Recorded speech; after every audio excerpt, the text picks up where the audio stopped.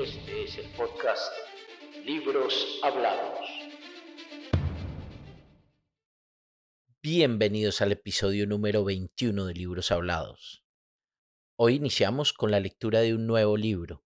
Se trata de Los niños del Amazonas, 40 días perdidos en la selva, una crónica maravillosa del periodista colombiano Daniel Coronel. Este es un libro muy cortico. Va a tener una duración de 4 episodios y estoy seguro que nos va a mantener atentos y entretenidos. En mayo de 2023, 4 niños indígenas, Leslie de 13 años, Soleini de 9 años, Tien Noriel de 4 años y Christine de 1 añito, sobrevivieron 40 días perdidos en la selva amazónica colombiana. El avión en el que viajaban se estrelló en una zona remota y los niños tuvieron que valerse por sí mismos para encontrar comida, agua y refugio. A pesar de las dificultades tan grandes, lograron sobrevivir hasta que finalmente fueron rescatados. Su historia es un testimonio de resistencia y supervivencia en un entorno tan desafiante como la densa selva del Amazonas. Libros Hablados es un club de lectura y por eso son muy importantes tus aportes a esta comunidad, ya sea dando un like, suscribiéndote, opinando en las plataformas donde nos escuchas y sobre todo haciendo parte ya mismo de nuestro grupo en Facebook, Libros Hablados Club de Lectura. Ahora un disclaimer. Recuerda que esto no es un audiolibro, tampoco pretende serlo. No tiene la producción, los derechos ni el ánimo de lucro de un audiolibro. Libros Hablados es una comunidad de lectura que busca que nuestros miembros se acerquen a las obras y eventualmente las adquieran. Así que todos son bienvenidos a que construyamos vínculos a través de la literatura. Ahora empecemos con Los niños del Amazonas, 40 días perdidos en la selva, parte 1.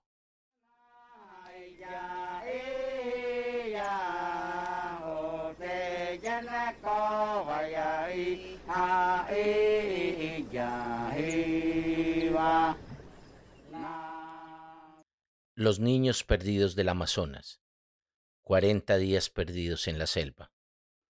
Daniel Coronel. 1. Dulce escondite. A veces el miedo llegaba de noche, envuelto en gritos, groserías y olores de alcohol. Leslie, de 13 años, ya se había familiarizado con la pesadilla que se había vuelto recurrente. Cuando sentía la voz alterada de su padrastro, Miller Manuel Ranoque alistaba a sus hermanitos para el escape. Cada segundo contaba. Soleine, de 9 años, sabía que debía despertar a Tiel Noriel, de 4, el único niño del grupo, mientras Leslie apretaba contra su pecho a la bebé Christine Neriman. Luego las tres y el niño, con sigilo, se descolgaban desde su casa, que es una especie de palafito elevado 2 metros sobre la tierra firme y en medio de la selva amazónica. La rústica vivienda cuenta con una sola habitación construida con tablas verticales y cubierta con un techo de hojas de palma amarradas con bejucos. Tiene escasos 9 metros cuadrados y un fogón. Allí vivían los niños y pasaron muchos momentos duros y algunos felices con su mamá, Magdalena Mucutuy, que mientras preparaba el casabe, la gigantesca tortilla de yuca brava, les enseñaba secretos de la selva y les cantaba, en la lengua de sus mayores, la canción que ella había aprendido cuando niña y que dice que nada malo dura para siempre, que aun en los momentos más oscuros el sol sale y la madre viene a consolar. Hitoma, hitoma, biji, buinaima, biji, anana eino buinaño ari, villa yesilla caifona, hitoma, biji. Otras veces los reprendía con rudeza, como si los quisiera poco. Los 3 niños más grandes tienen personalidades diferentes. Leslie Jacobonambaire Mucutuy es introvertida como su mamá, pero muy observadora, no deja escapar detalle. Dicen en el resguardo que nunca necesitó que le explicaran algo por segunda vez. Su hermana Soleini Jacobonbaire Mucutuy es conversadora y alegre. La recuerdan por su sonrisa y por la agilidad para saltar, bailar y trepar a los árboles. Tien Noriel Ranoque Mucutuy es un niño cariñoso y dulce, apegado a su mamá y muy querendón de la bebé Christine, su hermana de padre y madre, de quien nunca tuvo celos. El resguardo de Puerto Sabalo, Los Monos, es un caserío de 20 familias donde todos se conocen y muchos están emparentados. Se hablan por igual la lengua ancestral de los huitotos Muruy y el castellano. La comunidad indígena tradicionalmente ha vivido de la agricultura de la yuca, el ají, la piña y el plátano, de la pesca que se hace con arpón, con cestas o con la mano y la recolección de frutos silvestres. Los huitotos se definen a sí mismos como la gente del Mambe y el Ambil, dos costumbres que están enraizadas en su cosmogonía basada en la lucha perpetua entre la medicina y la enfermedad. Mambear significa masticar un polvo hecho con hojas de coca y yarumo que según ellos los mantiene sanos física y espiritualmente. El ambil es otra sustancia sagrada que se logra después de la cocción de hojas de tabaco y sales naturales. Es laxante e inhalante, capaz de sanar las vías digestivas y las respiratorias y de determinar si alguien que ha cometido un delito merece seguir viviendo. Meses atrás, Miller Manuel Ranoque, a quien conocían con el sobrenombre de Carramán, había sido escogido como gobernador, es decir, como máxima autoridad civil del pequeño resguardo. En esa condición viajó a Bogotá a principios de abril de 2023. Se llevó 6 millones de pesos colombianos, unos $1.500 que pertenecían a la comunidad y que debían usarse para gestiones en la capital de Colombia. En Puerto Sábalo aseguran que volvió sin resultados, sin un centavo y con la historia de que unos ladrones lo habían asaltado en la ciudad. Lo que más les sorprendió fue que trajera a una mujer a pesar de que tenía una familia establecida. Frente a Magdalena y a varios vecinos, aseguró que su plan era vivir con dos esposas al tiempo. Nunca llegó a hacerlo. Cada una de ellas habitaba en una casa, pero los malos tratos a Magdalena se volvieron pan de cada día. En medio de sus borracheras, iba hasta la choza a insultarla y golpearla. Los niños, con Leslie a la cabeza, invariablemente escapaban hacia la selva. La espesura no era una amenaza para ellos, sino un refugio que los amparaba de la violencia. Leslie llevaba un poquito de fariña por si alguno tenía hambre, un biberón para la bebé y a veces una linterna. La fariña es un ejemplo de transformación de lo malo en bueno, como lo era la obligada fuga de los niños. La yuca brava contiene ácido cianhídrico, un tipo letal de cianuro.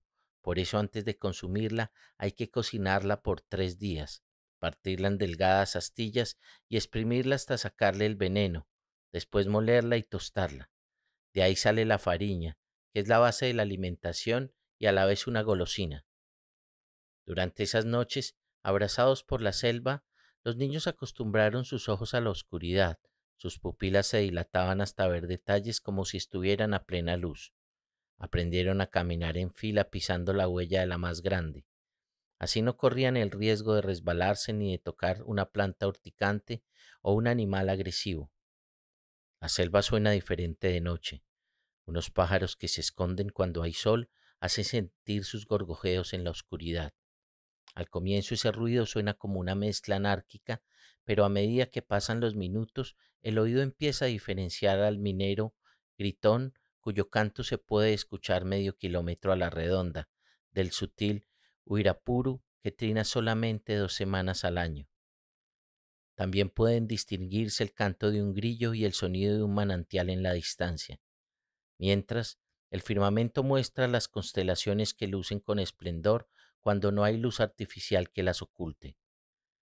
El trauma de las ofensas y golpizas derivó en una aventura reiterada que se fue volviendo grata. Soleini y Tien Noriel lo tomaban como un juego divertido, pero la tensión menoscababa el ánimo de Leslie.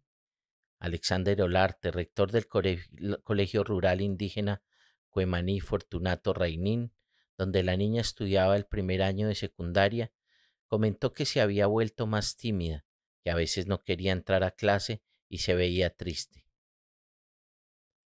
Leslie desde muy pequeñita ha estado encargada de los hermanos, asegura su padrastro, Miller Manuel Ranoque.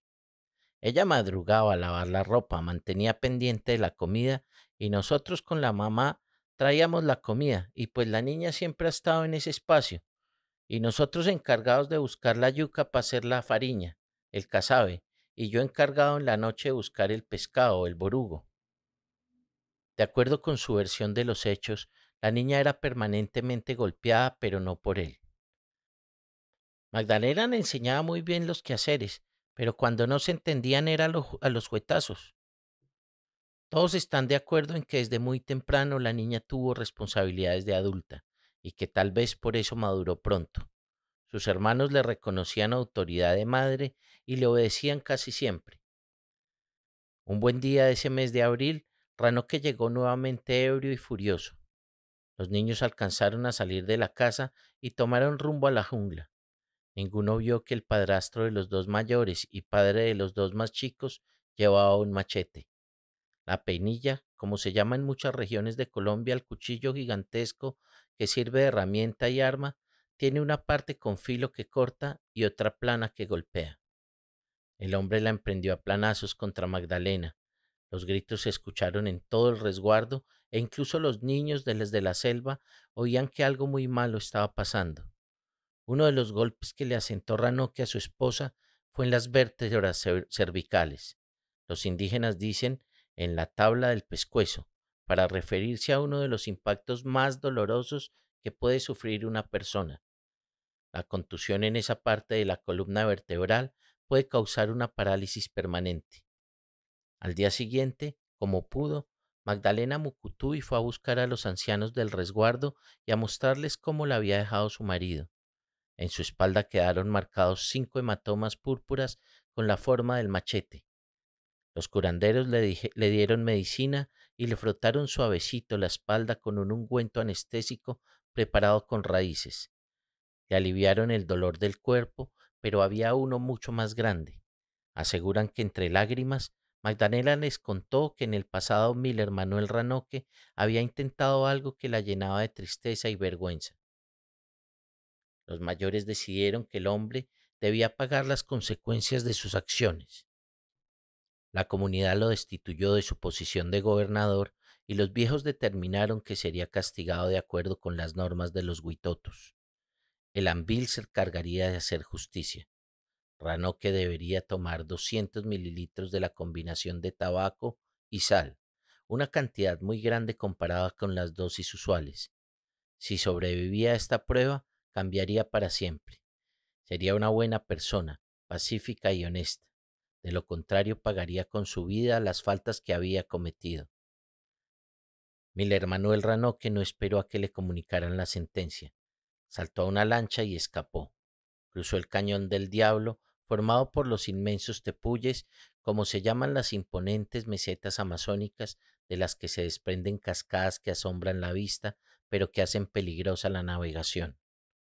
Cuando llegó a Puerto Arturo, en Araraquara, le aseguró a la policía que había dejado el resguardo por amenazas del Frente Carolina Ramírez, una guerrilla disidente de las Fuerzas Armadas Revolucionarias de Colombia, FARC, y entregada por completo al narcotráfico. Para evitarle el peligro, lo subieron en el siguiente vuelo a Bogotá. Magdalena y los niños también se fueron de Puerto Sábalo. Partieron por río hasta un resguardo a unas horas de allí, donde vivía la abuela Fátima Valencia. La abuela recuerda así la conversación con Magdalena. Tiene que apartar a Leslie el padrastro, le advirtió Fátima. Las tías me dijeron que iban a pedir a Leslie para quedarse con ella porque estaban viendo algo raro, que como ese man Miller como que mete marihuana y de pronto no vaya y se meta con la niña. Magdalena escuchó en silencio el comentario. La abuela prosiguió. Bueno, hija, yo quiero hablar con usted una cosa ya que no está su marido y está usted como responsable. ¿Por qué no me deja la niña? En ese momento intervino Fidencio, hermano de Fátima. Magda, tiene que dejar la niña. Yo le voy a dar de todo. Déjenla donde mi hermana. Tío, interrumpió Magdalena. ¿Usted no me cobra por tenerla? No, respondió Fidencio. ¿Por qué cobrar si es para bien suyo? Hasta donde me alcance le vamos a ayudar. Déjela allí donde mi hermana. De aquí a mañana la niña puede ser doctorada. La abuela intervino de nuevo. Magda, es su hija. Este Miller es padrastro. Ahí no tiene que ver nada. Miller Manuel Ranoque asegura que las acusaciones no tienen fundamento. Hubo una mala información que yo le estaba pegando a mi mujer y que yo iba a violar a la niña y por eso yo le estaba pegando a mi mujer. Y cuando ella les dijo, es que no fue por eso, nosotros teníamos otro problema muy personal, muy interno, que es de nosotros como hogar. Los abuelos le hicieron preguntas y la pusieron contra la pared. La noticia se movió por los resguardos a través del río Caquetá. No viajó por el tambor manguaré, que es el método ancestral de transmisión, sino que llegó por el boca a boca de los viajeros y por los mensajes de texto y de WhatsApp en los lugares donde hay alguna cobertura de la telefonía celular. Algunos sentenciaron que Ranoque actuaba así porque estaba en malos pasos y que la ambición de plata lo llevaba por muy mal camino. Él, en cambio, asegura que solo quería lo mejor para su familia. Allá el trabajo no es constante y pues es ilegal y no quiero mencionarlo porque es algo con que pongo en riesgo a mucha gente. En la cultura huitota no existe el sentido de la acumulación. Su sistema de conteo se basa en tres variables: menos que suficiente, suficiente y más que suficiente. Quizá por esa razón la codicia no es usual y nadie se considera individualmente dueño de la tierra. Las chagras, como se llaman las parcelas que usan para cultivar, son de todos y la selva no es una propiedad.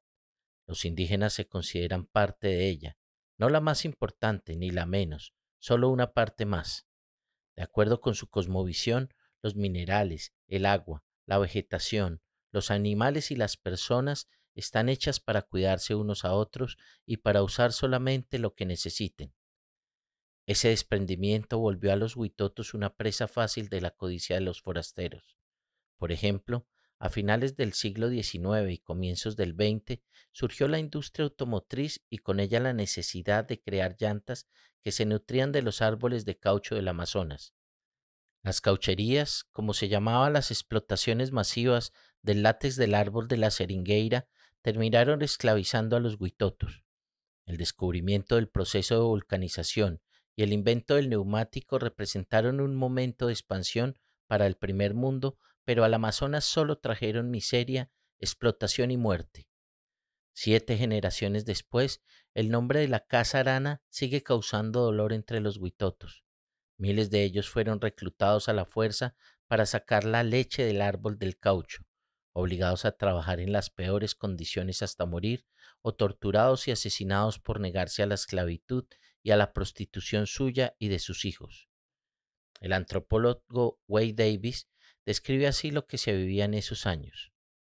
Los caucheros, a quienes se les permitía civilizar a los indios, atacaban al alba, atrapando a sus víctimas en las malocas y ofreciéndoles regalos como excusa a su esclavitud. Una vez en garras de deudas que no podían comprender y a riesgo de la vida de sus familias, los huitotos trabajaban para producir una sustancia que no podían usar. Los que no cumplían con su cuota, los que veían que la aguja de la balanza no pasaba de la marca de los 10 kilos, caían de bruces a la espera del castigo. A unos los golpeaban y azotaban, a otros les cortaban las manos o los dedos. Se sometían porque si oponían resistencia sus esposas y sus hijos pagarían por ello. El amo de la empresa explotadora Peruvian Amazon Rubber Company se llamaba Julio César Arana y era peruano, aunque sus socios inversionistas eran británicos y celebraban en los clubes de Londres al calor de un buen escocés sus astronómicas utilidades sin importar el genocidio de los huitotos. La mansión Arana en la capital del Reino Unido competía en lujo con los palacios de la realeza. La riqueza del caucho permitió incluso que en Manaos, la mayor ciudad brasileña en el Amazonas, se construyera un teatro de ópera comparable con la Scala de Milán. Los muebles estilo Luis XV vinieron de París, los mármoles de Carrara, las lámparas fueron hechas de fino cristal de Murano, pero invariablemente la sangre la pusieron los indígenas. El diplomático irlandés Roger Casement documentó la crueldad de los caucheros. Uno de los testimonios de esta historia provino del ingeniero ferroviario estadounidense Walter Harderbrun, quien presenció las autoridades en la zona del Putumayo. Los torturaban con fuego, agua y la crucifixión con los pies para arriba. Los empleados de la compañía cortaban a los indios en pedazos con machetes y aplastaban los sesos de los niños pequeños al alzarlos contra árboles y paredes. A los viejos los mataban cuando ya no podían trabajar y para divertirse, los funcionarios de la compañía ejercitaban su pericia de tiradores utilizando a los indios como blanco. En ocasiones especiales como el sábado de Pascua, sábado de Gloria, los mataban en grupos o, con preferencia, los rociaban con queroseno y les prendían fuego para disfrutar con su agonía. La huella de la casarana quedó marcada como una cicatriz perpetua en los indígenas de Colombia, Perú, Ecuador y Brasil. La comunidad de Puerto Sábalo, como la mayoría de los huitotos que ocupan estas áreas del Araraquara, es descendiente directa de los sobrevivientes de este genocidio, omitido por los libros de historia. Desde hace unas décadas, el narcotráfico se ha hecho sentir y la hoja de coca, considerada sagrada para las tribus amazónicas, se volvió una mercancía codiciada que transformó a algunos indígenas en raspachines, recolectores de cosechas o transportadores que mueven por entre la jungla y sobre su espalda cargamentos de hojas hacia los laboratorios donde los intermediarios la procesan para convertirla en la base de la que los traficantes sacan la cocaína que venden a precios astronómicos en Estados Unidos y en Europa. Una pesadilla que amenaza con repetirse y que ha tenido gente armada detrás. Los paramilitares arrancaron con el sanguinario Frente Caquetá, que después mutó al Frente Sur Andaquíes, el ejército de Colombia, que tanto habría de hacer por el rescate de los niños. Un año antes ejecutó una masacre en el Remanso Putumayo, donde murieron 11 personas, entre ellas un gobernador indígena, a quienes acusaron de ser parte del Frente Carolina Ramírez, disidencia de las FARC, al que Miller Manuel Ranoque culpa de amenazas en contra suya y de su familia. Aparentemente, por cuenta de esas amenazas reales o no, empezó un viaje que para 3 personas no tuvo retorno. 2. Alzando vuelo. Después de cada golpiza sucedía lo mismo. Miller Manuel Ranoque buscaba a Magdalena Mucutuy, le pedía perdón, prometía cambiar y le rogaba que arreglaran su relación para siempre. Sin embargo, esta última paliza habría sido tan salvaje que muchos creyeron que era la definitiva. Lo único que le quedaba era matarla. La mujer apenas podía moverse por el dolor. Los moretones en la espalda le impedían sentarse y el más leve roce le arrancaba gritos.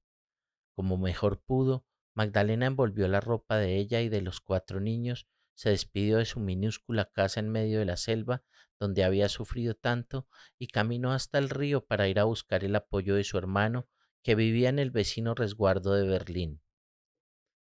Ignacio López, el gobernador de esa comunidad indígena, le dijo al periodista Federico Benítez del programa Los Informantes de Caracol que Magdalena estuvo en su casa y que vio en su cuerpo las marcas de los planazos de Ranoque. Llegó la mujer por acá, toda maltratada. Tenía así como un machetazo y un rayón de una peinilla. También contó que Leslie, la niña mayor, casi no pronunciaba palabra, pero su hermanita Soleini les habló del terror que les producía el padrastro. De Berlín salieron a la comunidad de Chuquiquí a buscar a Fátima Valencia, la abuela de los niños. Estando allí, Ranoque llamó a Magdalena, le pidió una nueva oportunidad, le dijo que debían rehacer sus vidas lejos de Puerto Sábalo y le contó que estaba en Bogotá porque la policía lo había sacado para ponerlo a salvo de las pretendidas amenazas del Frente Carolina Ramírez. Ya nosotros llevábamos 6 años conviviendo con ella, reconoció Ranoque. No es una vida tan espectacular, pero nosotros ya teníamos una vida construida y por cuestiones de la envidia de la misma comunidad teníamos que buscar la vida donde nos sintiéramos cómodos. Según sus palabras, tenía planes que ayudarían a todos los miembros de la familia. Yo estaba organizándome en Bogotá y metiendo papeles para trabajar en una empresa de recolección de pasto. Los niños iban a recibir unos porcentajes para sus gastos y los iba a poner en Familias en Acción. Familias en Acción es un programa de asistencia social estatal creado para los colombianos más pobres. Su propósito es ofrecer a padres, niños y adolescentes una ayuda en dinero para apoyar la educación y la atención sanitaria. Lo que Ranocque le proponía a Magdalena consistía en dejar la selva, donde tenían muy poco, para cambiarla por la ciudad, donde no tenían nada, salvo la expectativa de un pequeño subsidio. Como haya sido, Magdalena aceptó. Se fue en la lancha hasta Araraquara para allí tomar un avión que los sacara a ella y a los niños, primero a San José del Guaviare y luego a Bogotá. La pista aérea existe desde hace 80 años. Fue construida por presos forzados a trabajar en una cárcel llamada Colonia Penal de Araraquara, la prisión que era llamada el Infierno Verde. Fue la versión colombiana de la Isla del Diablo en la Guayana francesa. La mayoría de los internos eran campesinos condenados a vivir y a morir en una jungla que no conocían. Los obligaban a trabajar de sol a sol en los terrenos arrancados a la selva y su producto enriquecía a guardianes y directivos. Los reclusos no podían siquiera comer lo que cultivaban. Pocos salían con vida. Cuando no los mataban las serpientes o la malaria, morían de cansancio sobre el asadón o de un tiro en la espalda por la inapelable ley de fuga. La palabra del guardián bastaba. El preso había sido ejecutado cuando trataba de huir. En esa zona, en la confluencia de los ríos Yarí y Caquetá, fue construida la penitenciaría que hasta 1970 albergó a 700 presos y 200 guardianes. Para levantar las 9 barracas del penal, fue expulsada de ese territorio una comunidad indígena, sobreviviente de las caucherías de la Casa Arana. Germán Castro Caicedo lo registró así. Desde su llegada, los guardias armados irrumpieron en las malocas y establecieron la compra de mujeres. Ante la humillación, algunos indígenas reaccionaron y fueron machacados por quienes representaban la ley. La crueldad fue la norma no solo en el desplazamiento de los indígenas, sino también en el tratamiento de los internos de la penitenciaría. No lejos de la pista había una construcción de ladrillos y tejas de metal cruzada por dentro desde el piso hasta el techo con alambres de espinas. En ella eran encerrados por las noches los más rebeldes. Cuando oscurecía el lugar se convertía en una caja de llanto. Fuera de aquella construcción se veían cuadriláteros de ladrillo con las medidas de un hombre de pie. Los presos sepultados en aquellas criptas padecían durante semanas, de pie sobre un piso en el que gargajeaban sus propios excrementos. En el lugar donde se alzaban las construcciones, ahora hay una tienda que hace las veces de cafetería en el aeropuerto de Araraquara. La gobierna Marta Muñoz, quien sirve con dedicación a las tripulaciones y pasajeros que usan la pista. Ella recuerda al piloto Hernando Murcia como un hombre cuidadoso de su avión, de buenos modales y pulcro en su uniforme. Lo conocía desde cuando piloteaba un Douglas DC-3, un tipo de avión que por décadas fue autobús y el camión de carga del llano y de la selva. El DC-3 era el único contacto de decenas de pueblos con el mundo. A bordo llegaba todo lo necesario para vivir y salía lo que producían las regiones. Hace años el capitán Murcia sacaba en su DC-3 la pesca de la región de Araraquara y su llegada era celebrada porque la venta mejoraba la vida mísera de las comunidades. Algunos de esos aviones volaron por más de 80 años, aterrizaban en cualquier parte y para encender los motores enrollaban un lazo al eje de las hélices y lo alaban hasta que permanecían girando. Un buen día, la Aeronáutica Civil, Aerocivil, decidió prohibir el vuelo de los DC-3 por su edad y sobre todo por su tasa de siniestralidad. Muchos pilotos que no estaban entrenados para otro aparato se quedaron sin trabajo. No fue el caso del capitán Murcia, que se pasó al pequeño Cessna. La pericia de Murcia era reconocida por sus colegas. En 2017 despegó en un monomotor de San Felipe, Guainía, pero minutos después la hélice falló. Con nervios de acero, el piloto buscó el lugar más propicio y llegó planeando hasta una carretera en construcción donde efectuó un aterrizaje perfecto del que todos los ocupantes salieron ilesos. Marta, la encargada de la cafetería del pequeño aeropuerto, recuerda la víspera del último vuelo del capitán Murcia. Ese domingo 30 de abril, poco después de las 5 de la tarde, aterrizó en Araraquara. Había tenido un día largo. Llegó a las 6 de la mañana al aeropuerto Vanguardia en Villavicencio. Despegó a las 8:04 con 5 pasajeros hacia San José del Guaviare. A las 9:45 salió de San José hacia Carurú, en el Baupés, llevando a bordo 3 personas. A las 11:15 retornó a San José y a las 13:00 despegó hacia La Chorrera, Amazonas, con 5 pasajeros. De allí partió a las 16:15 con 3 ocupantes hacia Araraquara. No hubo reporte de anormalidades en ninguno de los trayectos. Marta recuerda que ese día llegó cansado y con hambre porque no había podido probar bocado en ninguna de las escalas. Ya le preparó la comida, le dijo Marta. No, señora, no se preocupe, contestó el capitán. Le arreglé la habitación de mi papá para que descanse, le ofreció y le pidió esperarla unos minutos. Un momento, yo me desocupo de los soldados y ya lo atiendo. Voy a lavar mi camisa, comentó el piloto. Claro, aquí está el jabón, aquí está el lavadero. Uno tiene que ir bien presentado, dijo el aviador, hablando como para sí mismo. Como es blanca, voy a lavarla bien. Marta recuerda que le prestó un gancho para que la pusiera a secar y que después él entró a la cocina, le ayudó a hacer los patacones y recordó los tiempos de los vuelos del DC-3 cargado de pescado. El capitán tenía la costumbre de llamar a su esposa Olga Vizcaíno al empezar y al terminar cada vuelo. A veces solo había tiempo para un saludo breve, pero al comenzar y terminar el día hablaban un poco más. Ella le dijo al diario El Tiempo que esa noche recibió su última llamada. Le marcó desde las inmediaciones de la pista de Araraquara. Mañana salgo de acá, mañana nos hablamos. Olga cuenta que le respondió que lo amaba y que él terminó la conversación pidiendo que le saludara a sus hijas de 19 y 12 años. Deles un pico y un abrazo. Ya déselos, por favor. No voy a colgar hasta que lo haga. Tenía 55 años y era conocido por su buen corazón. Aunque nunca le sobró el dinero, siempre halló la manera de ayudar a los más necesitados. Un colega suyo que no encontró oportunidades después de la orden de sacar del vuelo a los DC-3 tuvo en Murcia una mano solidaria para emprender un pequeño negocio de transporte de tripulaciones. De hecho, Murcia había conocido a Olga, su esposa, en una reunión de la Fundación Hogar Misericordioso, de la que el piloto había sido creador. Esa institución tenía el propósito de ayudar a los niños con necesidades especiales de aprendizaje.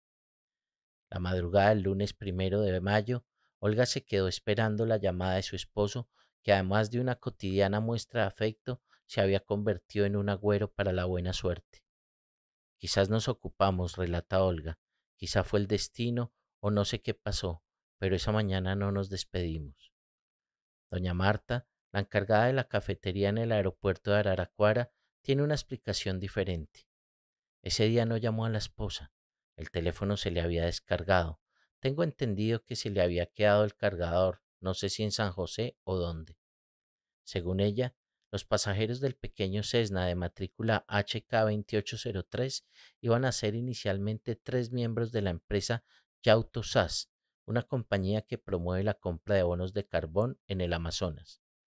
El acuerdo consiste en que empresas contaminadoras de Estados Unidos y Europa les paguen a los indígenas por preservar el bosque amazónico para librar al planeta de la polución que sus fábricas producen. Los intermediarios ganan una jugosa comisión. El negocio no ha estado libre de controversias porque algunas comunidades de la Monchoa han sido excluidas. Yauto SAS pertenece a Gustavo Enrique Ardila, un empresario minero, y a Pedro Santiago Posada, un antiguo director de asuntos indígenas del gobierno de Colombia. El CAP se levantó a las 5 de la mañana y me dijo, en el nombre de Dios, ya me voy a ir porque está haciendo bonito día, recuerda Marta Muñoz. Entonces salieron la policía y salió el ejército como hacen ellos para la seguridad del campo de aterrizaje. La encargada de la cafetería se dio cuenta de que había más pasajeros que puestos en el pequeño avión, una situación que es usual en Araraquara. La avioneta se alió y los de Yauto se quedaron en la pista, añade Marta. Salió don Hernán Mendoza, salió Magdalena, salieron los niños y salieron los de Yauto. Ya estando en la pista, el finadito Germán le dijo a los de Yauto que por qué no se quedaban ellos porque él tenía una reunión urgente y que se quedaran y que se fueran en el segundo vuelo, porque ya había confirmado un segundo vuelo para ellos. Germán Mendoza era un líder huitoto que presidía la Asociación de Profesionales Indígenas Yetara. Además, era primo segundo de Magdalena Mucutuy. Ella y los 4 niños abordaron el avión por recomendación de la policía que estaba advertida de las presuntas amenazas del Frente Carolina Ramírez. Magdalena insistió en abordar la avioneta porque así se hace aquí, asegura Marta Muñoz. En todos los vuelos pasa, que si hay cupo o que no hay cupo. Entonces van y hablan con el piloto o allá que mire si hay pasajes y esto y lo otro, porque no hay más por dónde salir. Eso es lo que se hace.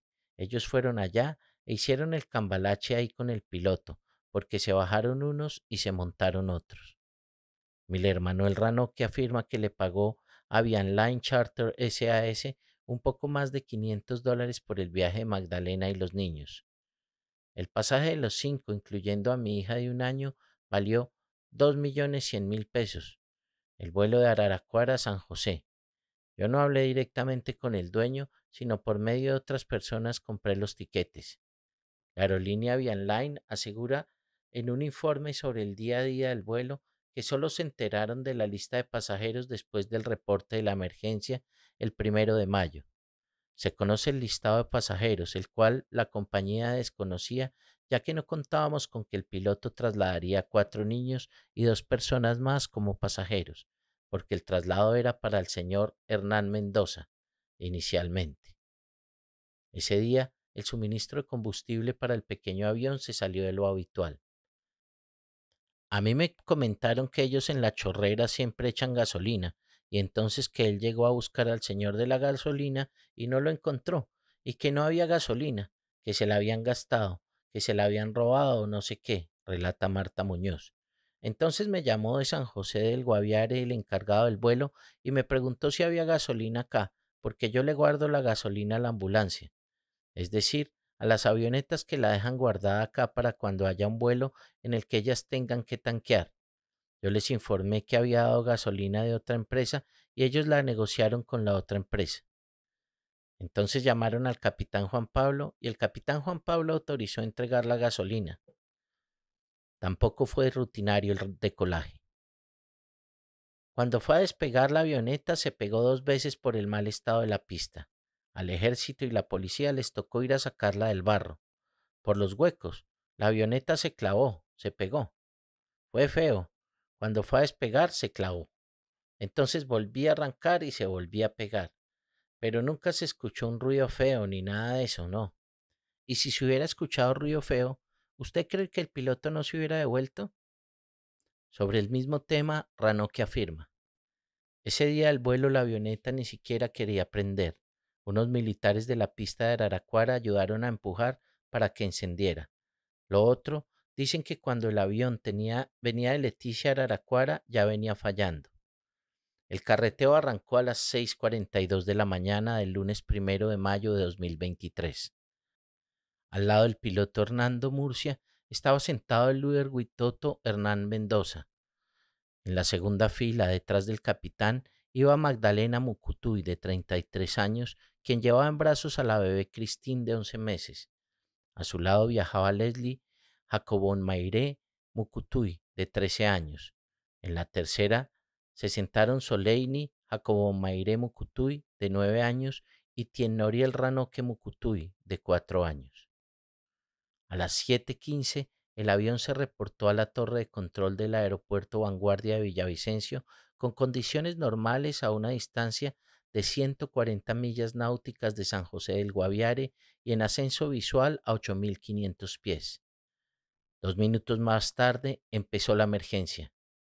Mayday, Mayday, Mayday, 2803, dijo el capitán Murcia a través del radio de comunicaciones. Mayday, Mayday, Mayday.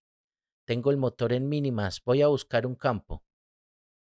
La torre de control le señaló al piloto que estaba cerca de dos pistas, la de Morichal en el Baupés y la de Miraflores en el Guaviare. A la misma hora fue alertado el Comando Aéreo de Combate número 2 de la Fuerza Aérea Colombiana, ubicado en la base de Apia y en inmediaciones de Villavicencio. Aunque el Cessna aparecía en el radar del controlador, las comunicaciones se interrumpieron. La torre ordenó entonces a otra pequeña aeronave, el Piper HK-1804, que volaba cerca de la zona, que estableciera un puente de comunicación con el avión en emergencia. No hubo respuesta. 15 minutos después, el Cessna reapareció en el radio. Aquí 2803, el motor volvió a coger potencia, dijo serenamente el capitán Murcia. Estoy a 120 millas náuticas de San José en ascenso para 8500. Los controladores respiraron aliviados mientras el piloto informaba. 2803, 6 personas a bordo y autonomía para 3 horas. Pasaron 8 minutos antes de la nueva comunicación. Todo parecía marchar bien. 2803, al momento me encuentro a 109 millas náuticas de San José en condiciones visuales. Solicito mantener 5500 pies. La torre de control le pidió que reportara si tenía visual con Miraflores Guaviare. El radar indicaba que el Cessna iba a 79 nudos de velocidad True Airspeed, es decir, velocidad real teniendo en cuenta las corrientes del viento. La tranquilidad solo duró 3 minutos y 28 segundos. Mayday, Mayday, Mayday, 2803, 2803.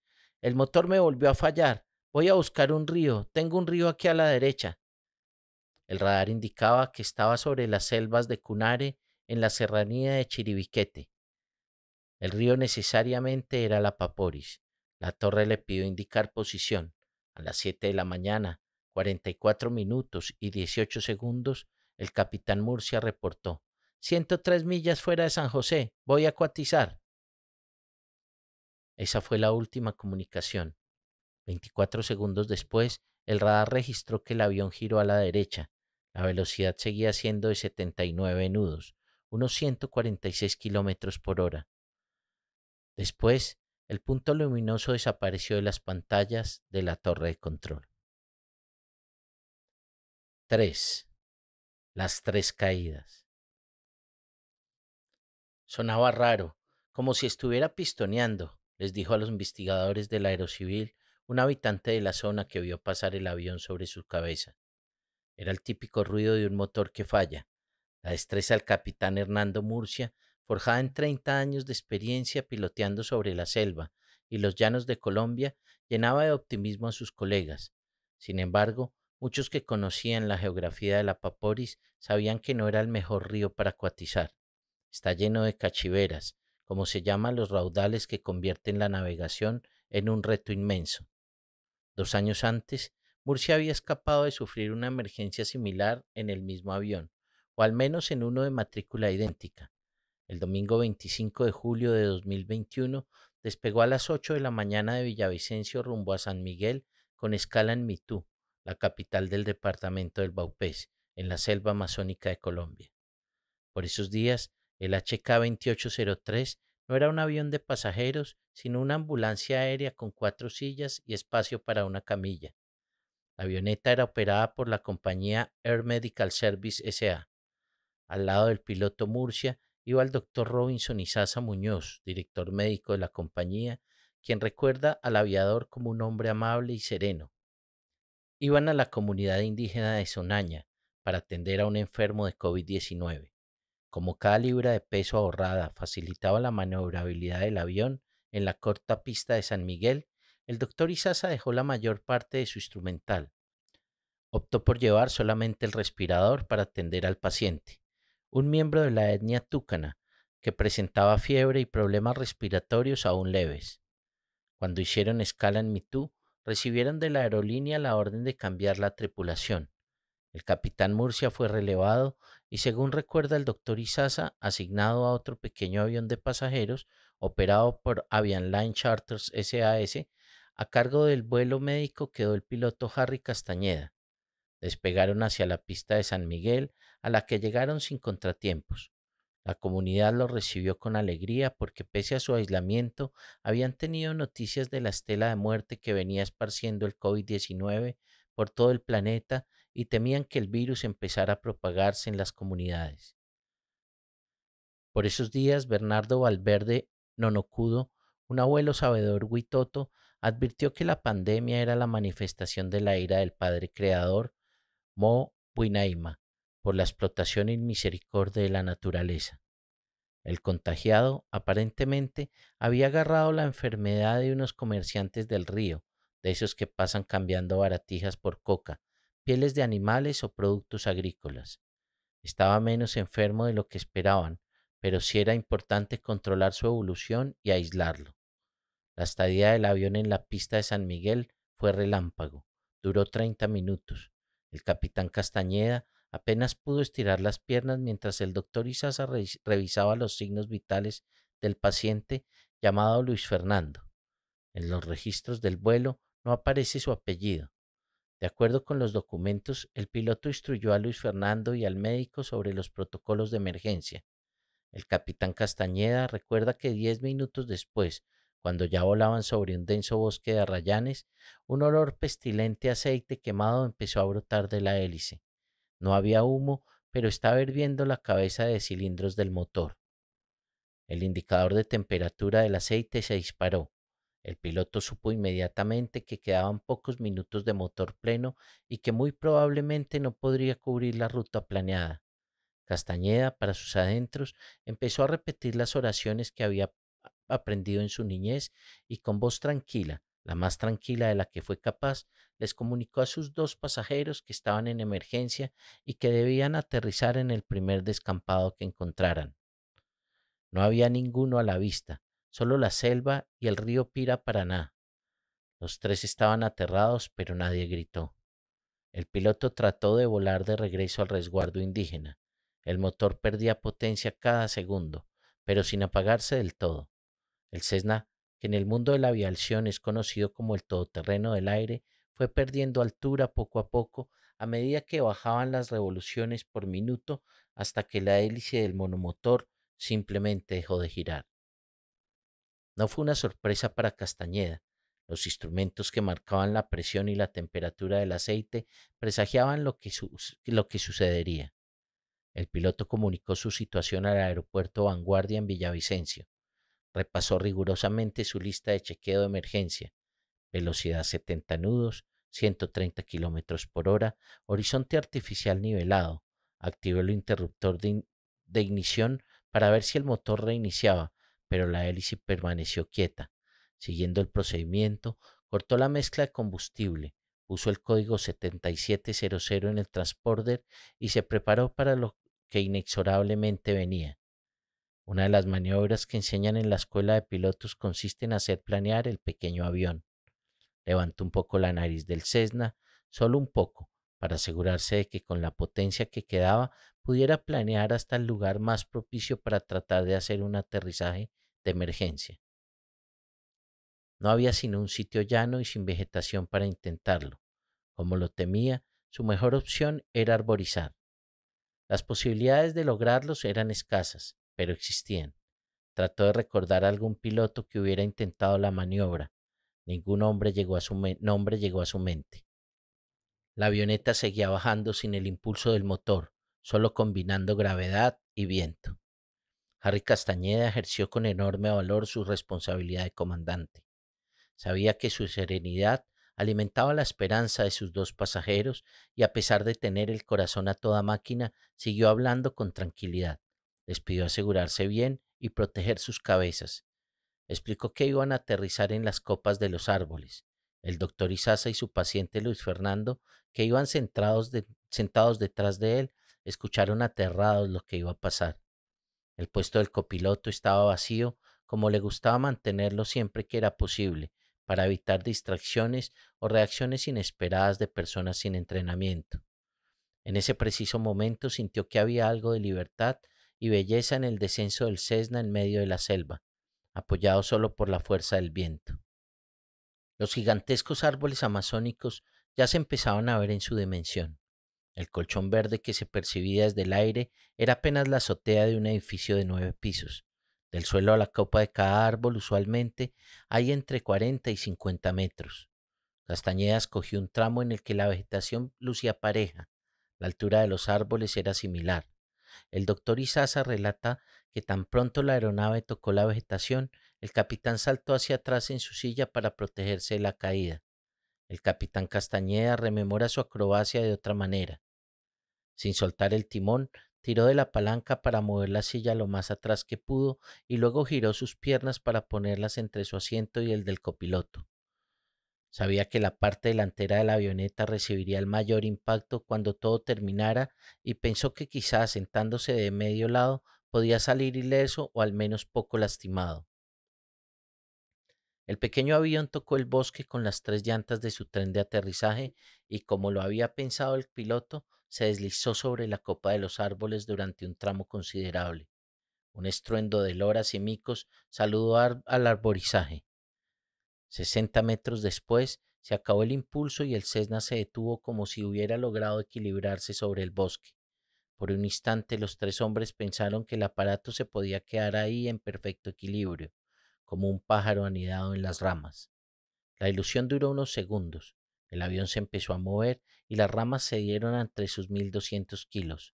El peso del motor inclinó la punta hacia el suelo y cayeron en medio de golpes de hojas gigantes y algarabía de pájaros.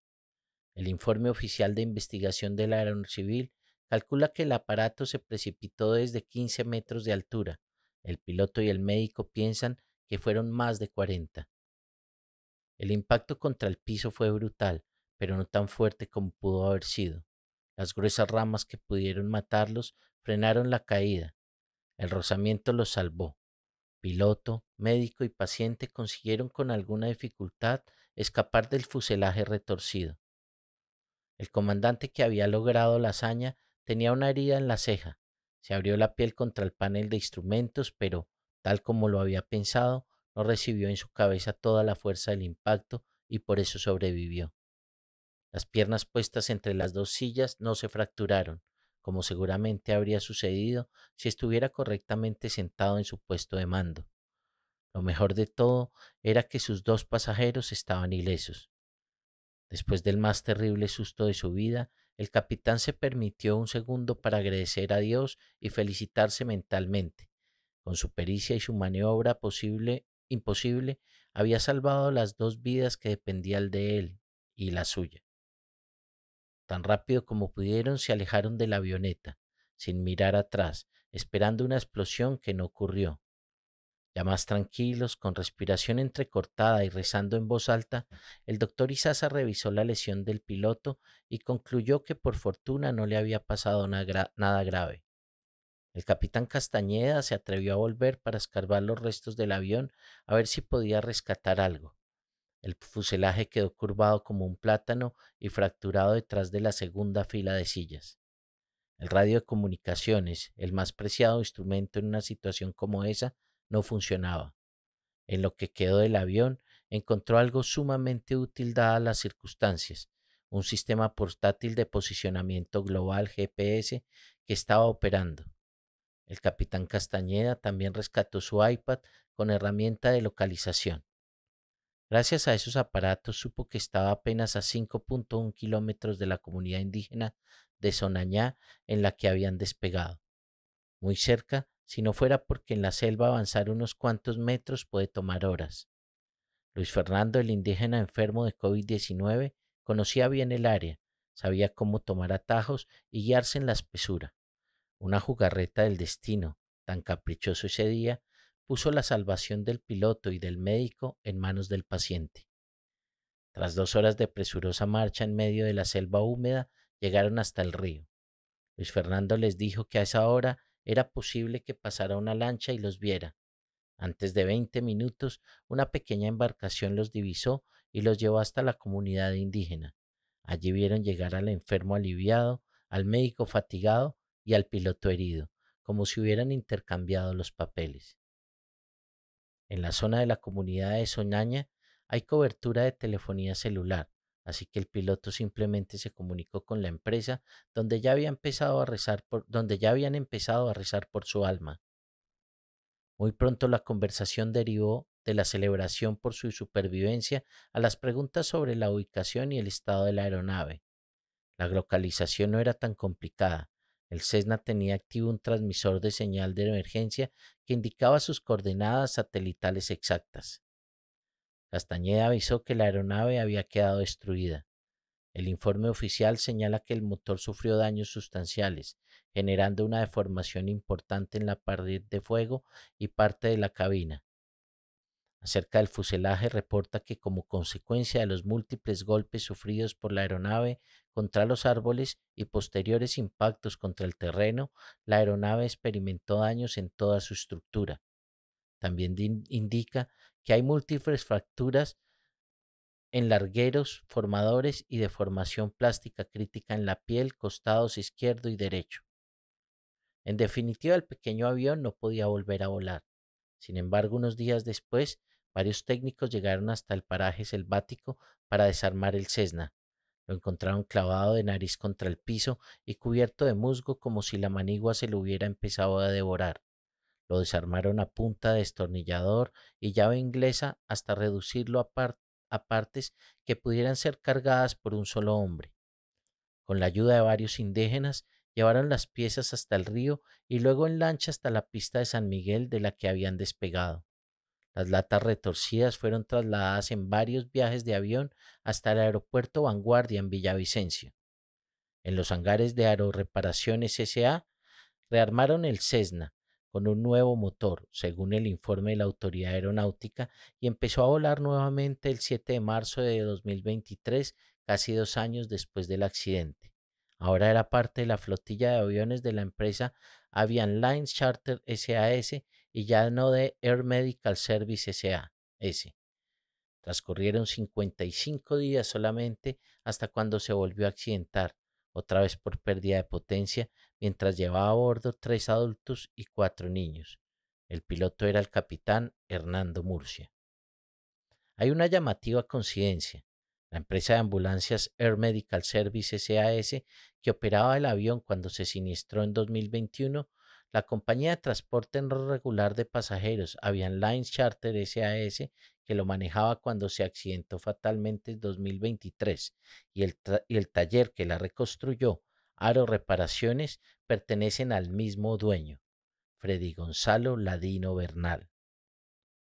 Algo más. El accidente en el que murieron 3 adultos y se salvaron 4 niños no era el segundo de la avioneta, sino el tercero. En el Registro Nacional Aeronáutico de Colombia consta que el Cessna sufrió otro siniestro el 23 de septiembre de 1994. El 25 de junio de 2001, casi 7 años después, la Aerocivil le canceló la matrícula porque no estaba en condiciones de volar. Uno de los informes señala: está desmantelada, ya que solamente existe el fuselaje sin los trenes, ni motor. Los planos y la superficie de control están, según parece, en reparación. Sin embargo, el 1 de abril de 2002, la Aerocivil le volvió a expedir la matrícula a la avioneta accidentada en 1994. El operador autorizado fue la empresa Aeronaves Petroleras de Casanare Limitada, Alpes. Después de pasar de mano en mano, el 29 de diciembre de 2017, el Cessna HK2803 fue comprado por su actual propietario, Freddy Gonzalo Ladino Bernal.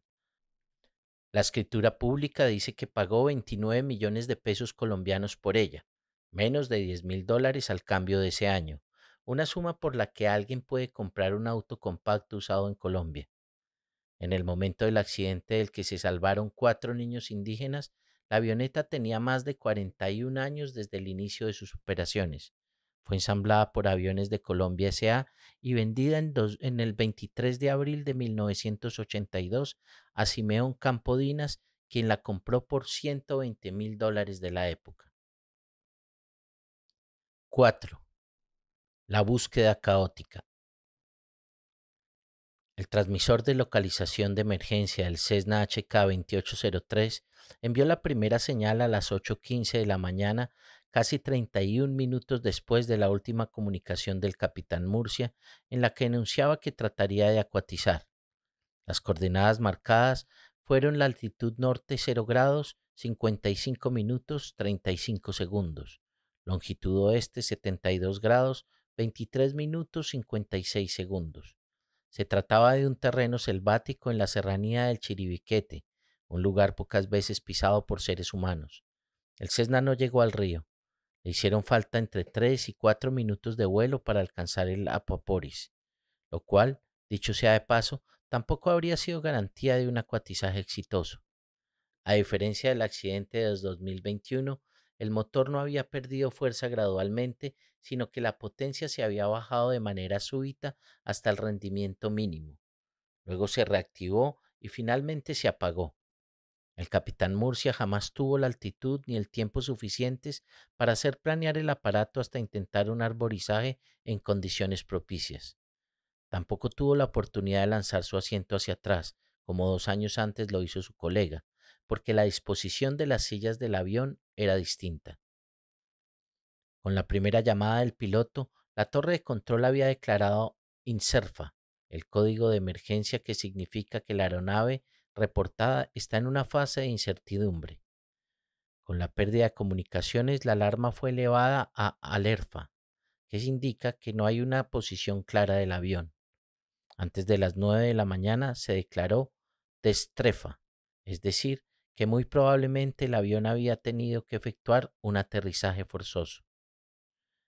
Ese lunes festivo, Olga Vizcaíno, la esposa del capitán Murcia, estaba en su casa de Villavicencio cuando el teléfono sonó. Era el dueño de la empresa donde Hernando trabajaba, le contó al diario El Tiempo. Me sentí asustada. Son de esas conversaciones que uno no espera jamás en la vida. Hecha un manojo de nervios, oyó las malas noticias de boca de Freddy Gonzalo Ladino.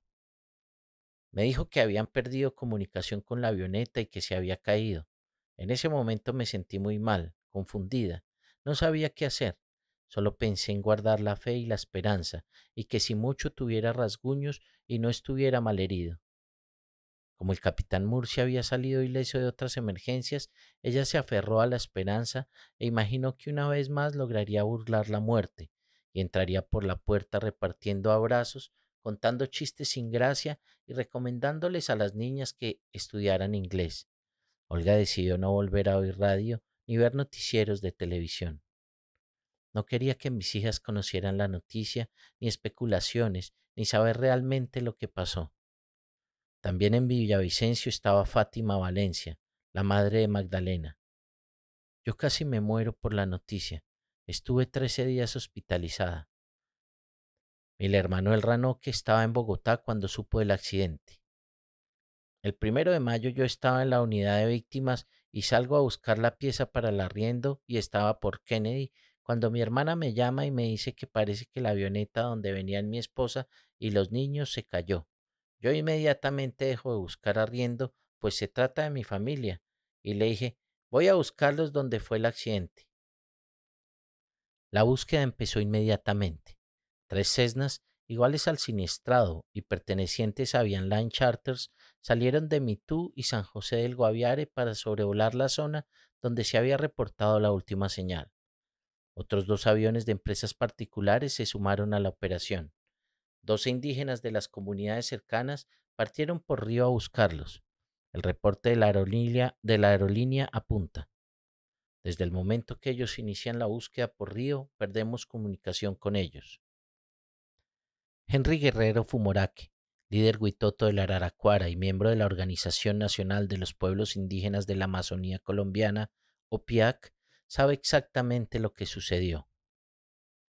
En Cachiporro nos tenían listo un desplazamiento por el río Apaporis en bote con gasolina y todo. Creíamos saber dónde podía estar la avioneta, pero cuando arrancamos la embarcación no sirvió. Se varó. No encontramos punto donde quedarnos, así que dormimos al lado del Apaporis dentro del bote y sin comunicación porque nos dieron unos teléfonos satelitales sin minutos, prestados por empresarios de Araraquara. Al día siguiente, 3 aeronaves militares y 4 civiles efectuaron los posibles recorridos del avión a partir de las últimas coordenadas conocidas. Nadie logró ver nada, Mientras tanto, se organizó un segundo grupo de búsqueda por río que no pudo zarpar por las condiciones climáticas. Ese mismo día, varios familiares de los ocupantes se concentraron en un hotel de Villavicencio para esperar noticias. Los gastos de alojamiento los cubrió la aerolínea. Entre ellos estuvieron Miller Manuel Ranoque, su hermana Luz Ranoque y Andrés Jacobo Maibaire, padre de Leslie y Soleini, junto con Ismael, Diana y Kevin Mendoza, respectivamente padre, hermana e hijo del líder indígena Germán Mendoza. En esa intensa jornada, desde el radio de comunicaciones del hospital de Mitú, transmitieron la información de que el avión había caído en un predio llamado El Venado. No era cierto, pero un segundo grupo de búsqueda fluvial, compuesto por 8 personas, se encaminó hacia esa zona, perdiendo tiempo, combustible, víveres y esfuerzo. El 3 de mayo hubo una nueva información errada. Uno de los aviones de la Fuerza Aérea avistó humo en una zona cercana a la transmisión de señal de la radiobaliza, que es un transmisor satelital de localización que llevaba el avión. Un nuevo sobrevuelo descartó la presencia de humo en el área. El segundo grupo de búsqueda por río estaba a cargo de un motorista llamado Andrés Londoño. A toda máquina tomó el Apaporis para reunirse con el primer grupo, predominantemente indígena, en un punto llamado Casa Dúmar. En ese momento se empezaron a sentir algunas tensiones culturales entre los rescatistas, como lo recuerda Henry Guerrero Fumoraki. Cuando nos preparábamos para seguir caminando sonó un motor. Pensamos que eran Manuel y Delio con las provisiones, pero era un tal Andrés que fue contratado por Avianline para llevarnos la remesa. Eran puros productos de blanco, enlatados y galletas. No había casabe ni mañoco y los rescatistas indígenas prefirieron seguir comiendo pescado ahumado. El registro de la búsqueda, hecho desde la lejana Villavicencio, no captaba los inconvenientes que se vivían en la zona. Ingresa el segundo grupo de apoyo con víveres, gasolina, motores de lanchas para unirse al primer grupo y organizar la búsqueda plenamente coordinada con el PMU, puesto de mando unificado desde Villavicencio. En ese momento se tiene comunicación solamente con el señor motorista Andrés Londoño del segundo grupo. Andrés sale por río a Paporis navegando hacia la parte de arriba toda la noche y sobre la 1:34 am envía un mensaje donde informa que se encuentra en la casa de Umar, donde también se reúne con el segundo grupo. El motorista Londoño, antes de tomar el río, sobrevoló en uno de los aviones de búsqueda el lugar desde donde la radiobaliza estaba transmitiendo la señal. Tenía unas grabaciones de los vuelos que resultaron reveladoras para los rescatistas indígenas. El señor nos dijo, muchachos, tengo 2 videos, relata Henry Guerrero Fumoraki.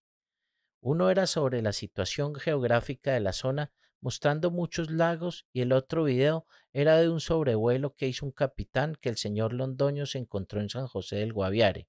En esa grabación sonaban las balizas de la avioneta. Yo, analizando esa señal, concluí que el avión no pasó el Apaporis y que estábamos buscando donde no era.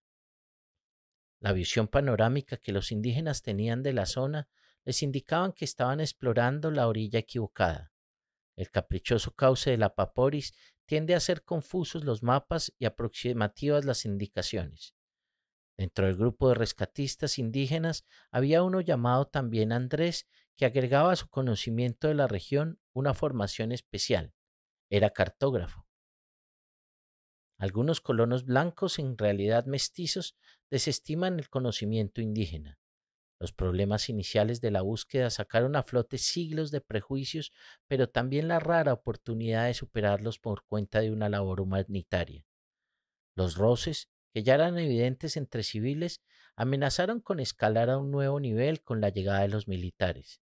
Los uniformes y la gente armada no han sido tradicionalmente un presagio de buenas noticias para los indígenas.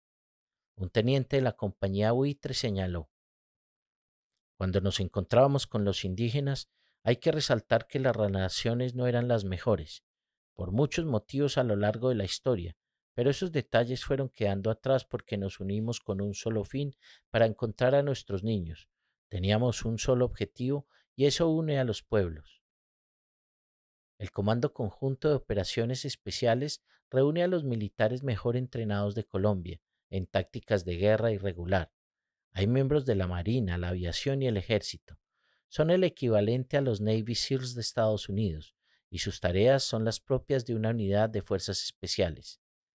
Ellos están preparados para efectuar operaciones relámpago contra grupos armados o para golpear objetivos de alto valor estratégico, llegar, copar y salir. De acuerdo con la bitácora de la operación de búsqueda del avión extraviado, el domingo 7 de mayo aparecieron los primeros militares descolgándose por sogas desde helicópteros. La Fuerza Aérea y el Ejército Nacional realizan la inserción de 60 hombres por rappel, descenso rápido por una cuerda, en ese caso desde un helicóptero, de un grupo élite de fuerzas especiales para realizar barrido en la zona. Recorrieron durante 6 horas seguidas sin resultados positivos. Algunos militares que son indígenas o tienen cerca un antepasado pueden entender la diferencia en la forma de ver el mundo. Otros perciben el conocimiento ancestral como una manifestación pagana, como brujería, o en el mejor de los casos como supersticiones sin fundamento. Así se puede advertir en esta declaración de un sargento de las fuerzas especiales. Los indígenas tienen sus costumbres y las respetamos. Nosotros los comandos somos creyentes de Dios. Puede ser que en el avance en algún momento se pierda el rumbo, pero eso es normal. Uno tiene los elementos, tiene una brújula, un GPS, se vuelve a orientar. Para eso está entrenado.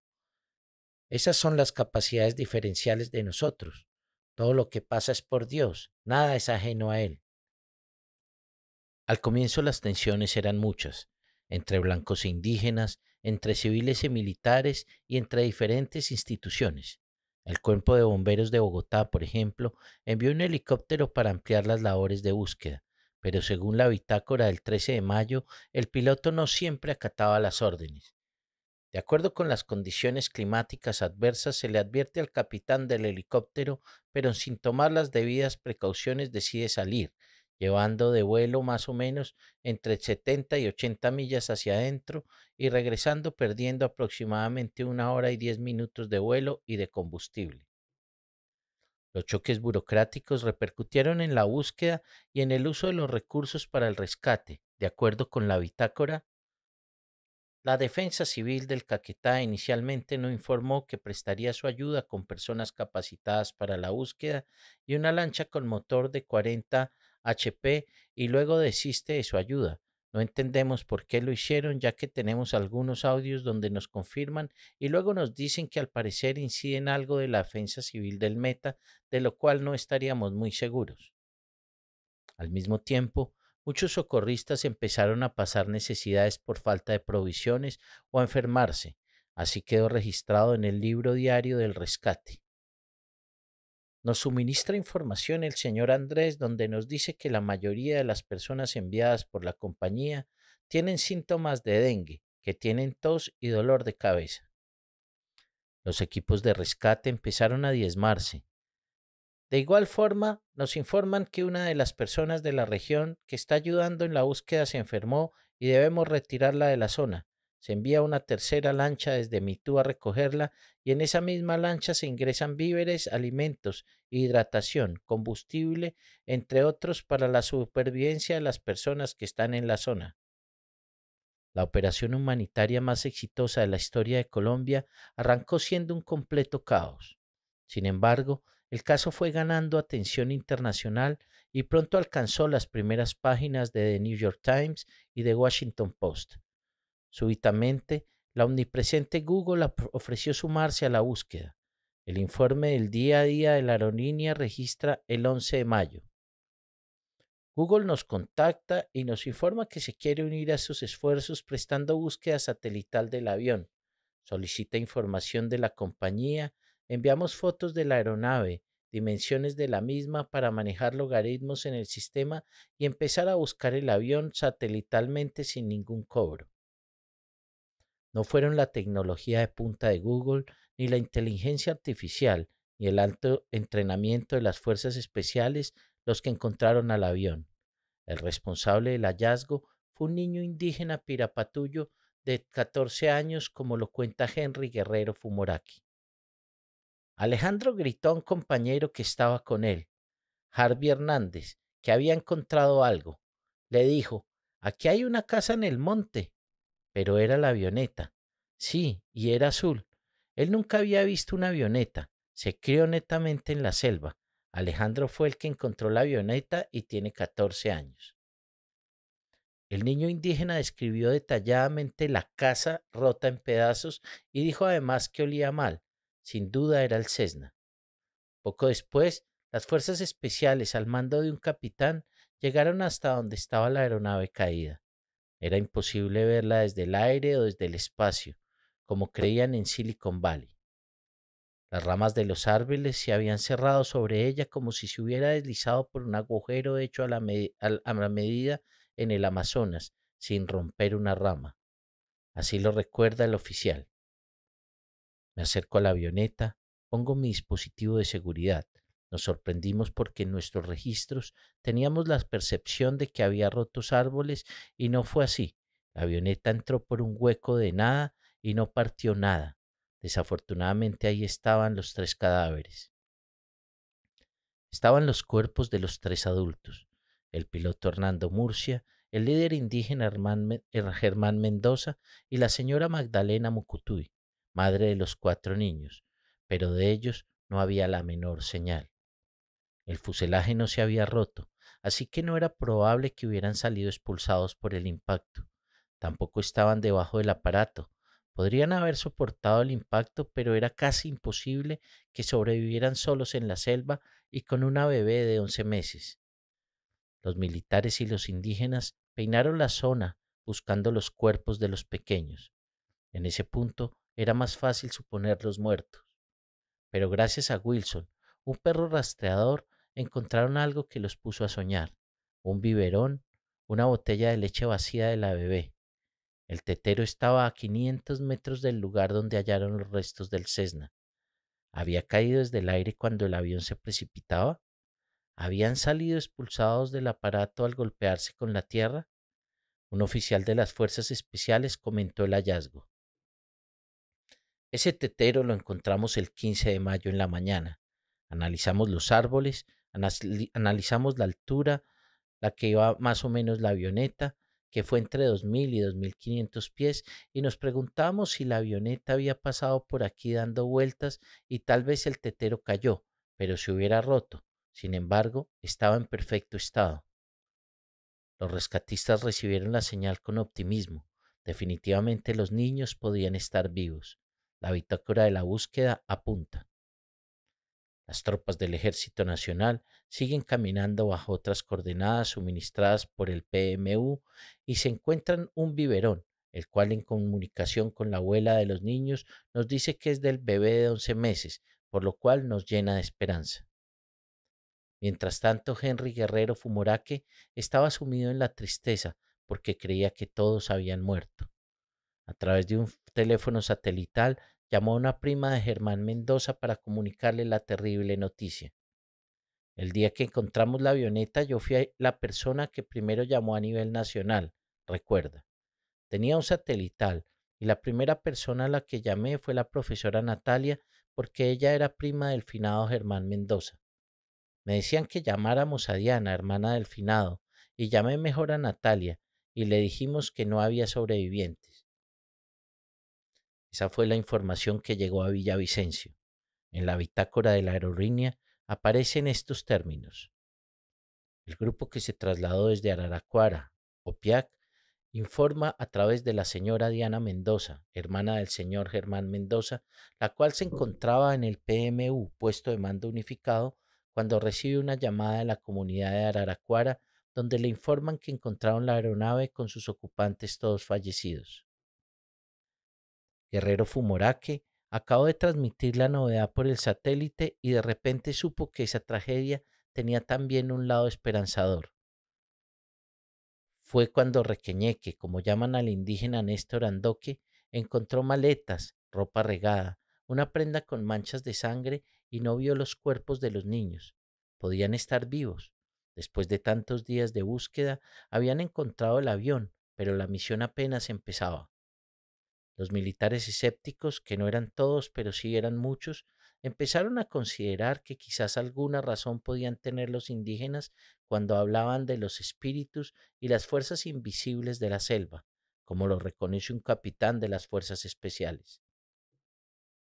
Ahí comienza la primera conexión con la comunidad indígena del Araraquara. El señor Manuel me dice: capitán, yo sabía que mi señor ha muerto y los niños están vivos. Me sorprendió. ¿Cómo sabe que la señora había muerto si él no tenía comunicación? Él me dice: capitán, ¿me regala una llamada, por favor? Voy a llamar para que nos orienten para encontrar a los niños. Allí empieza el enlace con los indígenas, de los indígenas con los militares. Le presto mi teléfono satelital y llamamos a una señora que se llama Jamie, una vidente. No sé de qué parte es. Sin embargo, a esa hora, a Villavicencio no llegaba aún la paradójica buena nueva. No había prueba de que los niños estuvieran muertos, solo desaparecidos. El informe deja ver la frustración. Hasta ese momento, las 5 p.m., la información no es verídica. Tratamos de comunicarnos con las personas que encontramos la aeronave, pero fue imposible durante toda la noche. Se le comunica a la fuerza pública la información dada por el grupo de Araraquara y se les da las coordenadas para que ellos vayan a revisar. Efectivamente encuentran la aeronave sobre las 10 p.m. Nos informan que solo veían al piloto, que presumen que es el piloto ya que estaba irreconocible, además de estar lloviendo demasiado y de encontrar el avión en muy mal estado para su reconocimiento. Esas eran las informaciones a las que tenía acceso a esa hora Narciso Mucutuy, el abuelo materno de los niños. Esa noche aceptó con tristeza la muerte de su hija, pero sostuvo con obstinación que sus nietos seguían vivos. Las circunstancias empezarían a darle la razón al día siguiente.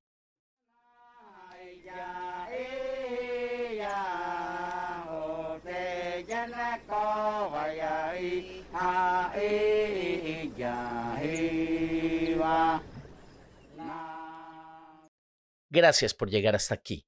Nos encontramos en el próximo episodio de Libros Hablados con la segunda parte de Los niños perdidos del Amazonas. Mil gracias a quienes nos califican y comentan. Ya saben que lo pueden hacer a nuestro correo electrónico libroshabladosfp@gmail.com o en la caja de comentarios de la plataforma en donde nos estés escuchando. Nos encuentras en Spotify, Apple Podcasts, YouTube y Amazon Music, entre otras. También puedes hacer parte de nuestra comunidad uniéndote al grupo de Facebook Libros Hablados Club de Lectura. Soy Johan Gualtero, transmitiendo desde la no siempre fría Canadá. Gracias por escucharnos. Este es el podcast Libros Hablados.